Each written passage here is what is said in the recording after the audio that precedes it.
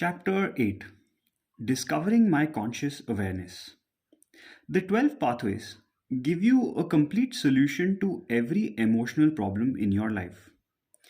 Whenever you experience uncomfortable emotional waves, you will find that the pathways are always ready to steer you around the rocks into the peaceful waters.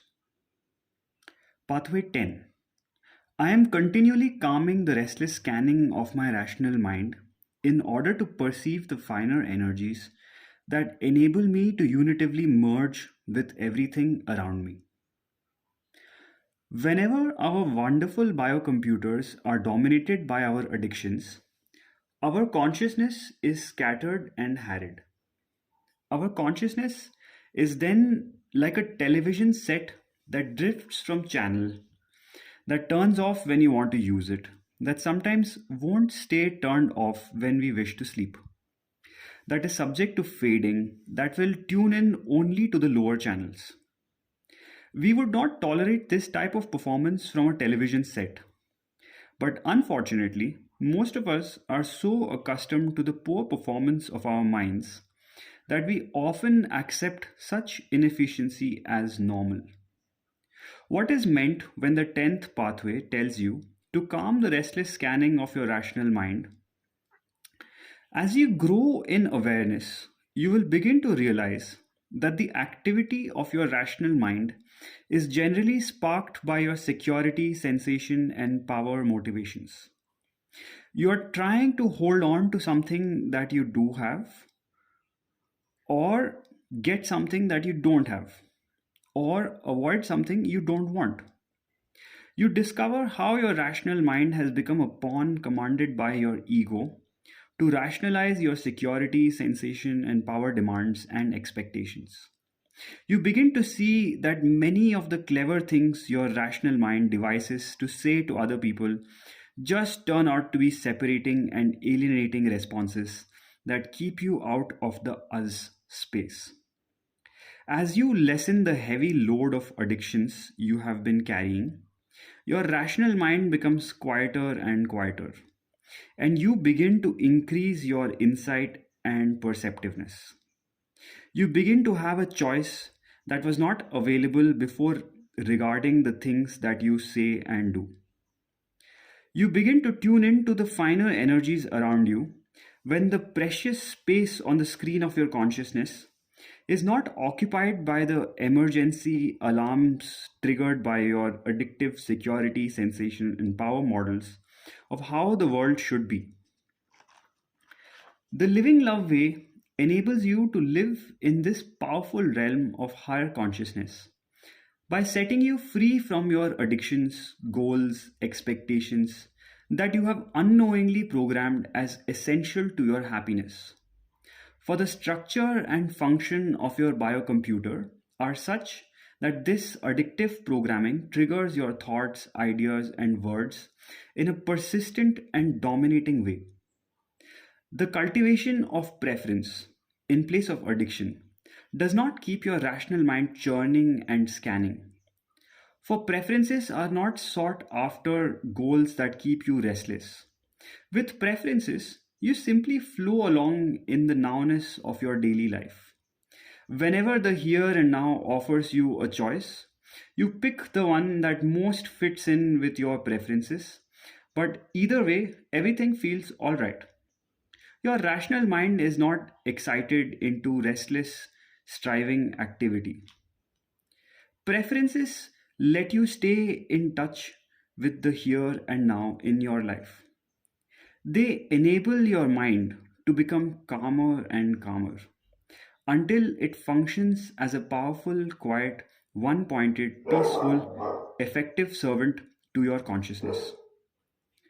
Thus, the living love system enables you to transcend tensions, anxiety, and conflict into a flowing acceptance of all of life. Your escape from lower consciousness levels helps to free you from the restless scanning of your rational mind so that you are constantly in touch with that deep, calm place inside of you from which You peacefully, lovingly, and blissfully watch the drama of your life. Pathway 11. I'm constantly aware of which of the seven centers of consciousness I am using, and I feel my energy, perceptiveness, love, and inner peace growing as I open all of the centers of consciousness.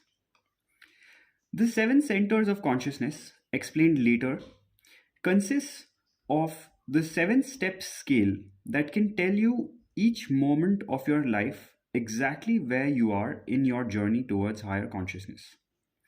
By using the seven step consciousness scale, you clarify your minute to minute drama and add realism and depth to your life. You discover that your energy, love, insight, and inner peace will fluctuate up and down when your consciousness is involved in the lower three centers. As you learn to uplevel your consciousness, you unlock enormous energy. You enjoy being able to unconditionally love and accept everyone. By letting yourself grow towards the higher centers of consciousness, you find the beautiful inner peace that you have always sought in your life. In living love, we work to integrate all the centers. Everything in your life has aspects on all the centers. You begin your growth towards higher consciousness when you first escape from being preoccupied with the lower three centers of security, sensation, and power, and uplevel your consciousness to include the unconditional love center and the cornucopia center. Then you begin to watch your drama from the conscious awareness center. By seeing your drama from this meta center, you impartially witness all your thoughts and actions on the five lower centers. In the next phase of consciousness growth, one goes behind this conscious awareness center into the seventh center, cosmic consciousness.